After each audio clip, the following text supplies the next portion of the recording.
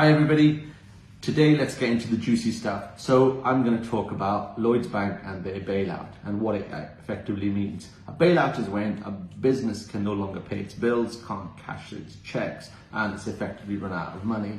Under normal circumstances, if that happens to a normal company, it's effectively not allowed to trade. However, because the banks are seen to be affecting so many other businesses, usually the taxpayer or the government has to put its hand in its pocket and do what's called a bailout. So how did Lloyds get into such a mess? Well, let's talk about what a bank normally does when it sanctions a loan.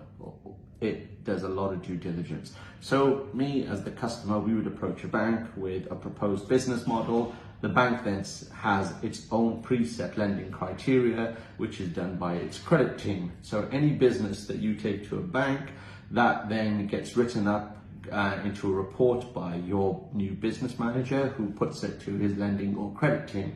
The credit team check your proposal against the bank's lending criteria, and if it works, they then decide to make you an offer.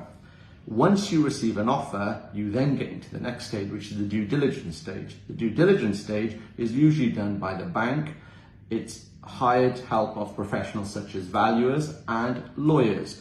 That due diligence stage, which could take 2 months, they check everything. They check the business, they check the viability of the business, they have independent reports, they check you, they check your credit record, they check your previous background history. So all of these checks get taken place before a bank even parts with 1 penny of their money. So you would expect that if a bank does all of these checks and all these businesses are very, very good and creditworthy, well then how's the bank getting into trouble? And I want to also address one other point, that the banks very often in the media especially blame customers for their own misfortune. Well, how can that be right?